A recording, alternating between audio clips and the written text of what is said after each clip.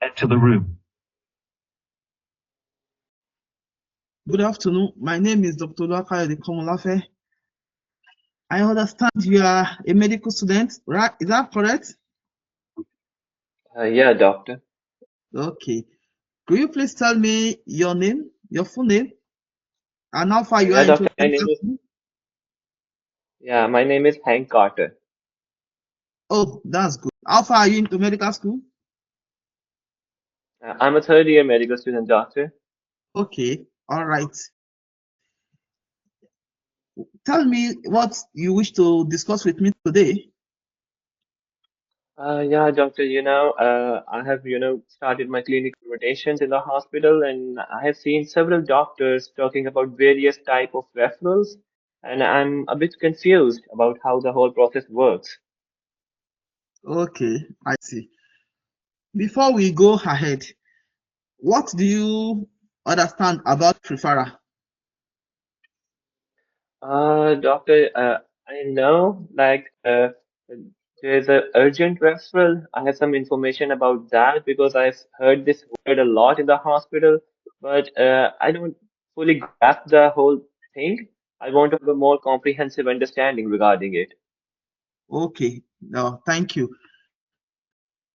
The referral claiming is a system whereby patients are sent from one level of care to another, and most times Mhm. is for continuation of care which cannot be delivered at a particular level. Do you understand that? Okay. Yeah, doctor. Okay. Now, why do you think a patient could be sent from one level of care to another? I'm clueless, doctor. That's why I need your guidance. It can happen. Okay, okay. Now, a patient could be sent from one level of care to another, either for continuation of care or for investigations. Like you rightly said, there are different kind of referral. Apart from urgent referral, are there other level of referral that you know? No, doctor. I really don't know. Okay. Yes. Urgent referral means that the patient must be seen within 24 hours. For instance, if a patient is unconscious, immediately the patient must be seen upon getting to the higher level of care.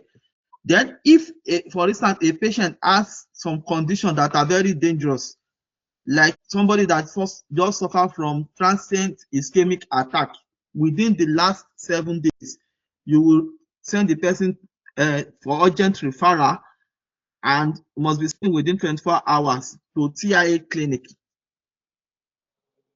Do you Okay. understand that? Then there is another level of referral, 2-week referral system.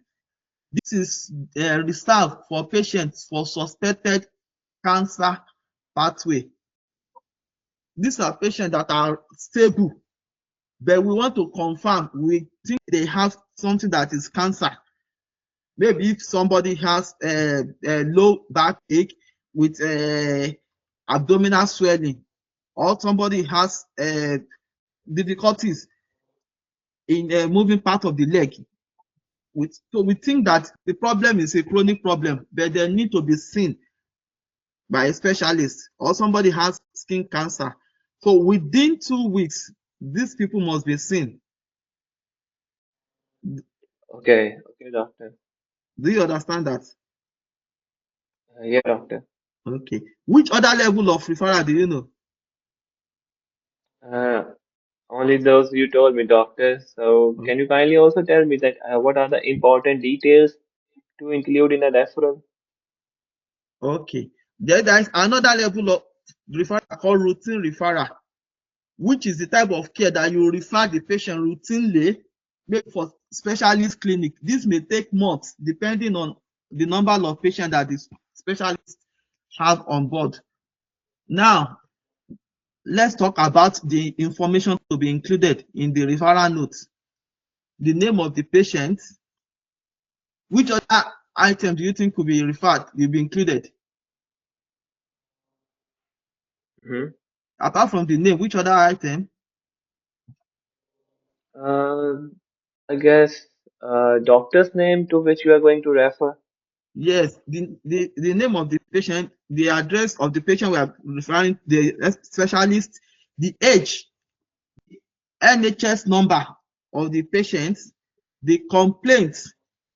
Then, if there are preliminary investigations that have been done, like urinalysis, then our clinical findings at the point we are seeing the patient. Then the reason why we want to refer the patient. Do you understand? Yeah, doctor. Yeah, I do. I do. Okay. So when we send the patient, then we expect a feedback from the person, the specialist will send the patient to. After they've seen the patient, they also, it's a two-way referral system. They also would communicate to us, telling us this is the outcome of the patient that was referred. Do you know the reason why they have to tell us again? They have to inform us the outcome No, doctor. No. so that we can learn from it. So that subsequently, if you see other cases, we will know that okay, this case that we saw that has this problem, this was the outcome when it was referred to the specialist.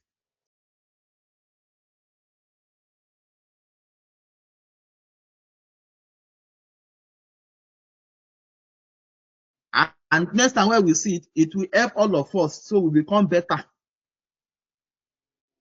Okay. Do you Okay, understand? doctor. Okay. Yeah. Thank Okay, you. so Yeah. I guess what we have discussed so far. Doctor. I got like you Hello. told me about. I got is an urgent reference, is a routine reference to. Okay, then there is urgent referral for immediate for cancer patients are stable. Do you understand me now? Okay. Okay. Okay. Yeah. Okay, I'm going to give you a leaflet on two referral system. Then I'm going to direct you to NHS website where you can read more. Well. Okay, that is fine. All right, thank you very much, Dr. K. Dr. Umar, do you have any feedbacks for our candidate today? Yeah. Yeah, doctor. Well. Two things that I would like to mention. One is that the person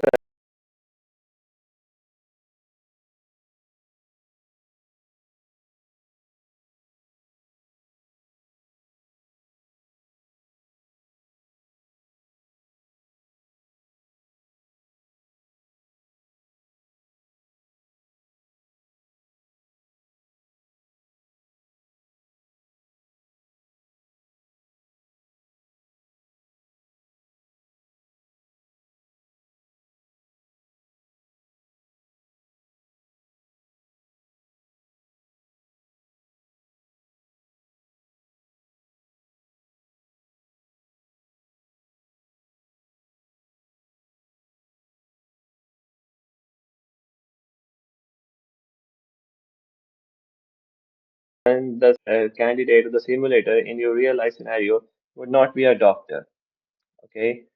And he might be a simple, a non-doctor person. So in such teaching cases, you ask questions like, what do you know about the referral process, and what do you know about the details of the referral process? But you don't ask repetitive questions because he will continuously say, Doctor, I don't know. Doctor, I don't know.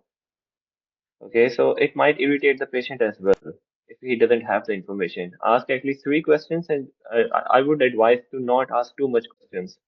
And the Okay, second thing, yeah, because he will not be a doctor. He will be a non-doctor person. He might not have the knowledge, and if you repetitively ask questions, he will get irritated. okay, And one more thing, at the end of the scenario or when you have explained the referral process, you always ask, is there anything that you want to learn more? Like considering me, I have come to you to learn about a referral process. You could have asked me, like, Hank, is there anything else you want to learn? I could have told you that I want to know about the referral details. And after explaining the details to me, you could have asked this question again. And I could have, requested you to tell me about like, how can you explain a referral letter to the patient? How do you explain it to the patient, the process of referral process? So there are some questions you need to ask the simulator about are there all queries understood or they have some other questions as well or not? Are you following me? Okay, I'm following you. Please repeat the last statement. Sorry? Repeat the last statement, please. Well, I'm like, sorry, my connection is kind of, very slow. My internet is very slow. Sorry for that. Okay. Well, the thing is Okay. that, yeah, well, the thing is that at the end of the scenario or at the end of your explanation of the teaching process, considering Okay. this scenario, like after you have explained the referral process, you could have asked the simulator, is there anything else or is there anything Okay. else that you want to learn today? Okay, and the Okay. simulator might have said, Doctor, kindly tell me the details that you add in a letter. After explaining the details of the letter, you could have again repeated this question that is there anything else now that you want to learn today? He could have asked you another question like, Doctor, Okay. how do you make the patient understand the referral? So, after every teaching step, you can ask the student to tell you, is there anything else that he learns to today? He wants to learn. All right. That is all. Okay. Okay. Other than that, it was a very good scenario. You performed it really good. Thank you. Thank you. And now handing over to the examiners. Thank you so much, Dr. Umar, and good job, Dr. Kim.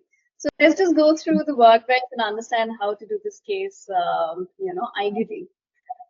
So as you know, this is a reference scenario, and the information that you have is that this is a third-year medical student, and he's having doubts about the referral process. So, I've always said that, as a doctor, you'll have a lot of knowledge from practice and, from years of studying. So you specifically want to only ask those questions or answer or discuss about those, areas that the student has doubts about. You can't be giving him all the information that you have, right? So, like Dr. Umar mentioned, it's always good to keep asking what they want to know. Right, that way you would actually manage to have a two-way conversation as well as you'll be able to, do the task as, it is in your scenario. So, doing exactly what you're required to would be done only if you keep asking the candidate or the simulator, what they want to hear.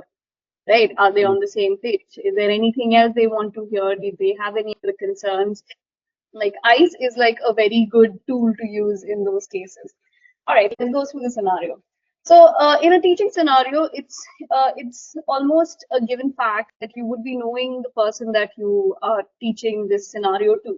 So start with a couple of pleasantries, like you already have the information that this is a third-year medical student and the student's name is Hank, right? Hank Carter. So this information is already given to you in the Canada information. So any information that is given to you in the Canada information is assumed to be known by the doctor themselves. So use that to your advantage. So when you actually start in the station, you can say, "Hi, Hank, how are you doing?" So, be like, you have seen them in the ward, right? So, start with a couple of pleasantries because you don't want to just start by, jumping into the case right away because, even in a real scenario, you wouldn't be doing that. So, yeah. So start with, hi, you must be Hank. I'm one of the FY2 doctors. My name is so and so. And then like, yes, hi. And they would probably offer up where, which medical year they are in. Or, you can always ask them. You can ask them how their rounds are going, how they're enjoying medical school. Just some small talks. That would be great. And now data gathering. So now in this case, the data gathering that you would be marked on would be to understand what your task is. You need to understand what your task is by asking the simulator what they want to know, how much they already know, right? So those are the questions that you did ask. That was very well done. So in by that round of questioning, you will actually understand what your task is at hand. So you understood that it was referral process, right? So now when you're talking about the referral process, it's a huge topic, and you just have 8 minutes to talk about this. So you need to get into specifics on what about this referral process do you want to hear, right? So then a simple question would be, would you already know? So that way you can actually understand what all you can skip or what all you can bypass and go on to, right? So now this guy says that I only know something called urgent referrals. I've continuously heard about doctors talking about referral process. I'm not really sure about the other kind of referrals. Could you please talk to me about that, right? So that is one of the answers he'll give at this point. So you understood that, all right, I need to start from the beginning on what are the different types of referrals, and anything else specifically that you would want to hear or learn about. Continuously asking these what he wants to learn will give you the extent of your entire scenario. You will understand how much you need to talk about, right, a particular topic. So now he'll give you a couple of pointers on what all areas in the topic you need to talk about. And still, if you understand, there's still a lot more to talk about, right? Especially in a teaching station, there is so much more to talk about. So a good way that we have understood to conduct these teaching situations would be to actually give an overview of what all there is to talk about. Like, all right, so I understand that you would like to talk about, the referral process. And in this process, I'll tell you, why a referral is made, what are different kinds of referrals, that are there, who can make these referrals, what we include in a referral letter, and how do we communicate this to the patient. So that way you've given like an overview of what all are the different topics you're going to talk about within this, category of reference. Okay. So that way, when the examiner has to mark you, they also know that, you want to talk about all these things, but due to time constraint, you might not be able to, right? So giving him an overview of saying that way that I'm going to be talking about all these things, how does that sound? And we're like, yeah, great, yeah, let's start. And after you actually jot that, study plan for him, you should always give them an opportunity to reach back to you for any doubts or any further questions or any other topics that they want to discuss. This actually, gives you a lot of marks in interpersonal skills. And this is like a way of saying it's kind of follow up, right? So I know we're going to, I know we only have limited time for this meeting today, but if you would want to discuss anything further, how about you take my number? You can call me at any time and we can talk about more topics, or if you have any other doubts. That's also improving your interpersonal skills, and that will also give you, marks management, because you're giving them an opening to come back to you if they have a doubt, right? The whole idea of follow-up when it comes to patients. So in this case, you're talking to another professional. All right. So now let's talk about the different kinds of referrals. Let's talk about, what needed to be covered in this scenario. So the different types of referral there is immediate referral, for which you have to go to the hospital immediately. As soon as the GP sees you, you have to go in for hospital admission, right? So that is something like in case of, say, if you have some vision loss in giant cell arteritis, that is an immediate referral. You have to send them to the hospital immediately. So when you're talking about referral, the idea of referral is when a certain condition or a scenario has been identified that cannot be managed in the GP surgery or the given hospital. It is referred to a center where a proper management and proper treatment can be offered, right? So and so if suppose you have to refer a patient to a specialist, why do you refer a patient to a specialist? Because they would have the knowledge and the resources to give a proper treatment for that particular disease. And in the meantime, in the GP surgery, the symptoms or the the immediate complaint can be managed.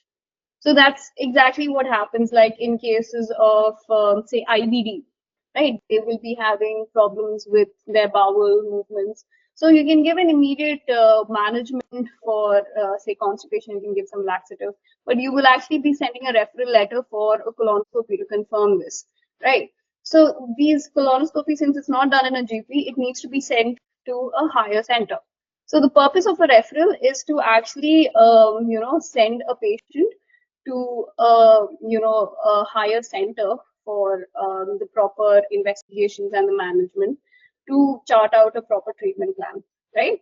So if a patient comes to you, you go to a GP surgery. I mean, patients, when they usually have a problem, they go to this GP surgery, which is the primary center, and they get referred to either the hospital for immediate care if it's an emergency, or they get referred to a specialist. Right, a specialist clinic. They may also get referred to a specialist clinic according to the severity of the problem and the urgency that we need to refer them to. All right. So whatever can be managed in the GP surgery will be managed in the GP surgery, and something higher than that will require a referral. All right. So that's just an idea. So the immediate referral is like an immediate admission into the hospital, and then you have urgent referral, which is seen within 48 hours. Urgent referral are usually seen in, adolescents, children and adolescents, especially suspected of cancer, like in cases of osteosarcoma. If you see that anybody less than the age of 21 starts having symptoms of cancer, they are given a very urgent referral, right? And in case of urgent referral, which is a 2-week referral, they are for mainly more elderly adults and elderly people who are suspected of cancer. They're given a 2-week. They are actually a little longer than the more crucial cases like a child or an adolescent having cancer, right? Now we have non-urgent referral, which is a routine referral, which we usually see. So this, we actually, there is a waiting period of about 18 weeks, right? So now another thing that the candidate might ask you is, when does the doctor send in the referral letter? Right. So in cases of urgent referral, you have to do it within 2 days. Like either you do it on the same day or the next day. Very urgent needs to be done on the same day itself. And immediate, that's like just like a phone call away. And if it comes to a routine referral, it should be done within 3 days. Right. So those are a couple of things. And then moving on to a detailed explanation about what are the contents of a referral letter. So now if you have to explain to the candidate, so after you explain a certain topic to a candidate, always try to gauge their understanding. This is very important in a teaching station. It was very good that you were asking him questions like, are you sure, you aware of this particular process that happens in the NHS? But, if he does say no and you explain a couple of things, it's always important to go back and ask them, like, how much have you understood? Right? So it's always like, suppose you explain to them about the different types of referrals. So to just gauge their knowledge, it's important to ask them questions. So ask a question like, so we spoke about the different types of referrals. Can you mention them to me? Right? So most of the times, the simulator will give you a wrong answer. This usually happens. When the simulator gives you a wrong answer, they're also trying to understand how you are able to deal with a situation where you have whether you are sure of what you are saying. I'm sorry? I said they are trying to test whether you are sure of what you are saying. Also, they are also wanting to test the fact how how politely you're able to respond to such a not knowing. Or after explaining something, if the patient or the person gives you a wrong answer, how do you explain them better? Like ultimately, it's getting through to them. If the current way that you explained to them is, if that is working, or if that hasn't worked, how would you rephrase? They want to understand, are you capable of rephrasing? Are you capable of getting through to somebody? Right. So if I say, it's you ask me back saying that how many different types of referrals there are, and I'll be like, I guess there are 2, and be like, yes, 2. There are 2, but there are a few more than just 2. So I know this is a very difficult topic to understand, but it will take a while, and I'll be here to help you through that process. You know, saying those kind of words of encouragement kind of, encourages the student to learn, right? And that's exactly what you want to put across, that, you have a good capability and ability to teach. Yeah, so whenever they answer something wrong, you first praise them. Like, even if they're wrong, just say very good, but there are a couple more actually. So so that way you're not. So even if you notice that they make a mistake, don't. So I noticed that at the end he basically said only a couple of things, and then you immediately just corrected him directly. So instead of doing that, just add a phrase like, oh, that's very good that you remembered those two. But there's just one more thing that you have to remember as well. That's all. So you're trying to encourage them, not, you're not kind of chastise them for not knowing something.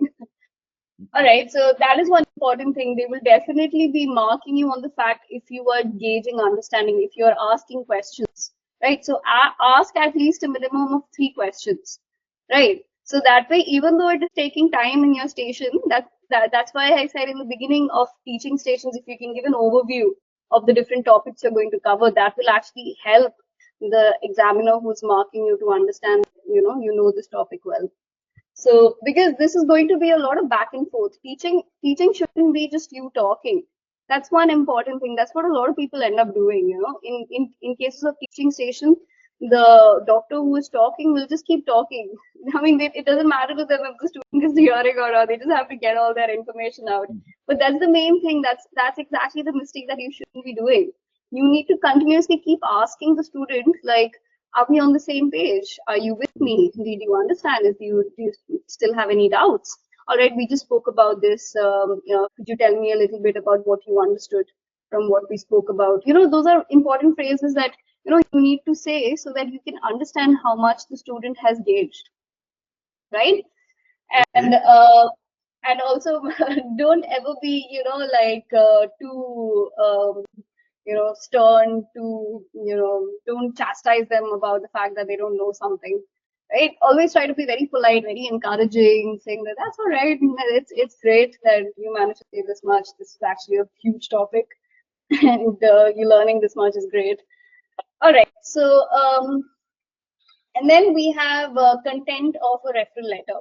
So now the referral letter that you will be writing to the specialist or whomever, it will actually contain, first of all, the urgency of the referral. What type of referral is it, right? The details, your own details, the referring doctor's details, along with the patient's details, including the NHS number, a little bit about the presenting complaint, a little bit about, what examination findings, what that your conclusions, your inferences have been, and a little bit about the investigations that you have done. So these are all the contents of the referral letter, and what further investigations need to be done and why you're referring. Right? These are other reasons for the content of the referring letter. Okay. And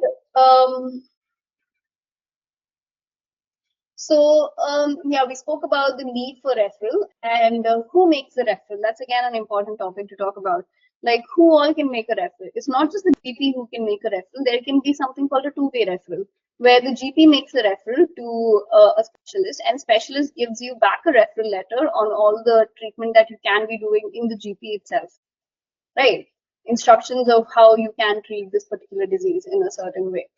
Where you only have to come to the GP, and the GP will see you on a follow-up basis to see how your disease is progressing given the treatment. Yeah.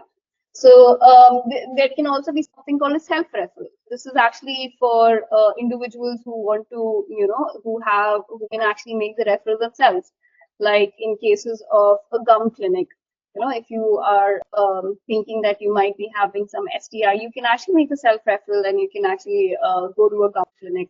You can also go into the A&E on your own, right? So that might not need a doctor's intervention at all. So, And additional resources. That was good. You actually did tell him about the different resources that he can use to understand the topic better. Like we always say, always the student or the patient who is well informed is the best kind of student or the patient. So definitely give them a reading material, give them leaflets, pamphlets, direct them to websites that can give them better idea and information about the topic that you're talking about. Right. So that's about it for the case overview. Let's look at how your performance was. So data gathering was good. I think you missed the fact of actually engaging with the student. You have to start with some pleasantries to establish some, grounds to begin talking. Right? Don't just jump into the topic. And then management, I guess you covered most of it. That was great. You missed out the fact of who can make the referral. So that's something that you should keep in mind if this case does come. And you asked questions, but your questions were more about how much he knows already. It should also be along the lines of how much did he understand from what you have told him so far. Right? So those are also very important questions to ask. And yes, a clear and understandable language, and you avoided any medical jargon. Identify mistakes in understanding and properly correct them. I think that's one area that you would have, lost a few marks in. So definitely, when you understand that the person that you're talking to is not understanding or is not in the same page, try to redirect them in a different way. Try to paraphrase what you just said and repeat them back to them. Be a little encouraging. That really helps in these kind of stations. And correct any misunderstandings politely. Right. All right, Dr. K, that was a great performance. Teaching stations are something. So teaching stations are definitely something that does come for the PLAB too. So you can definitely expect one teaching station for sure. So do practice this kind of scenarios. Sorry, the teaching are not on the workbench. They are logged. That's my problem. Yes, unfortunately, we haven't added a lot of teaching. So we will be doing that in the next few days. Say, give us like 1 or 2 days. We'll be filling up the entire teaching station scenario. Please do. Then another thing is the pediatric session. There are some that the answers are not there. Each time I get to that place, the answers, I always say, "Oh God!" Then I have to move to another thing. All right, sure. We'll definitely have a call again. The workbench make the preparation easier for people that don't have a partner. But when you get to some places that you don't have a resort or it's locked, it could be very, very challenging. I'll start out to be looking elsewhere to find what to read in those areas. We're very sorry. Actually, we haven't completed the workbench fully. We are still working on that, and we're trying to put in as many cases as we can. Definitely, we will take your requests on priority. We will be putting in teaching, and we'll look into pediatrics as soon as possible. But yep. Okay. And do you have any other doubts, any other questions that you'd like to ask? No, not now. All right, sure. Dr. Omar, Samir, do you have any questions, any doubts? How did you like the station? Would you like to say a few words? No. It was perfect, and I actually enjoyed it very much. Like your insights were really helpful, and yeah, like I'm just like still figuring out like how to approach every station and everything. So I'm a little bit lost. For the most part, everything went very smoothly and fine. Thank you so much. If you want, Dr. Umar, we can actually take you through the tool that we have made for the PLAB tool called the OSCE workbench. Dr. K, we would like to talk about the workbench a little bit more. If you don't have time, it's okay if you can drop off. It's fine. I know your exam is right around the corner. Yes. Or do you go through the workbench with us with Dr. Umar? Yeah, sure. We can go through it. All right, great then. So this is the tool that we have made for the exam preparations for PLAB 2. So we have put all the cases as that is there in PLAB 2, and we have divided them into topics. And within, you can go into a certain topic, and in that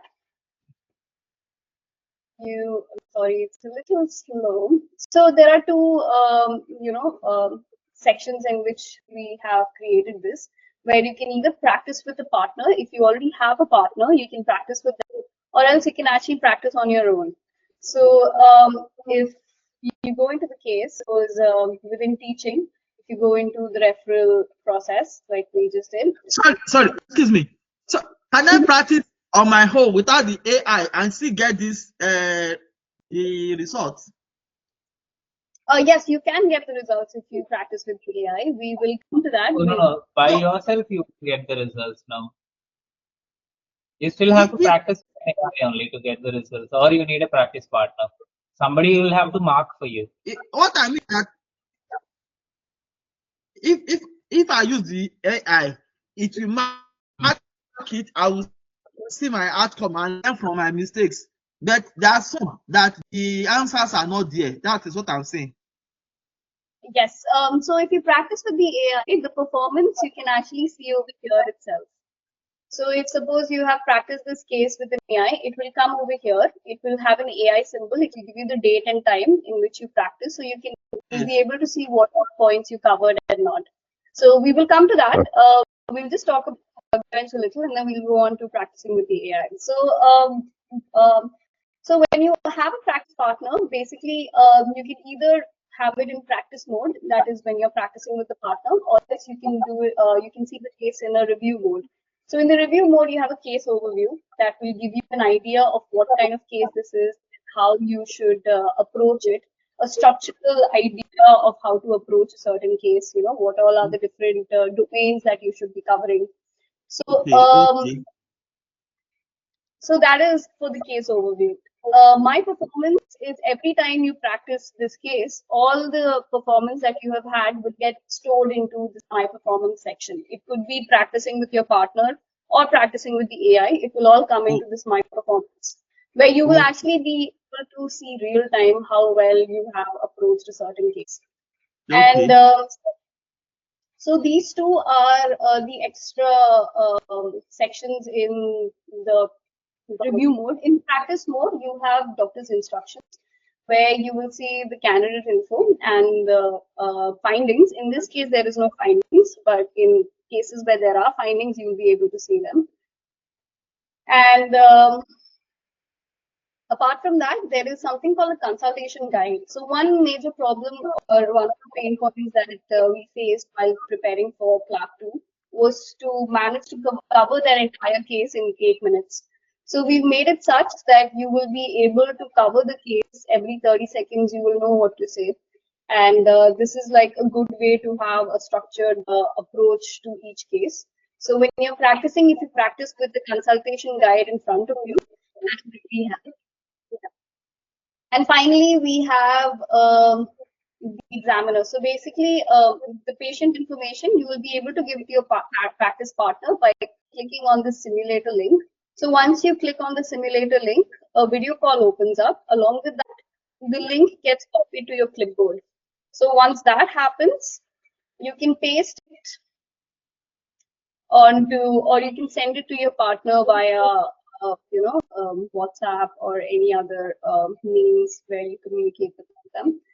Or we'll show you how it works. So you can actually open a new tab and you can see that this is what your partner will be seeing.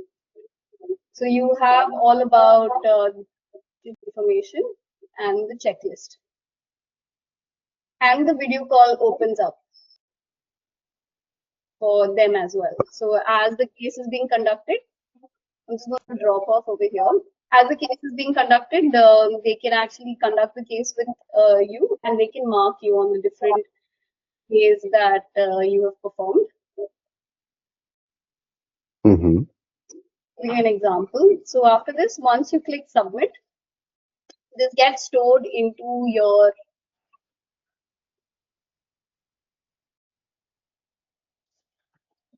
workbench, into your own workbench. So once you just refresh the page,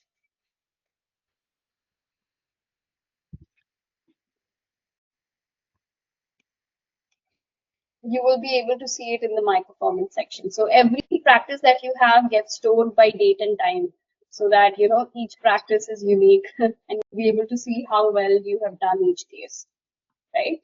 Now we'll just go to the AI part of it. So we have also created an AI for those who don't have practice partners.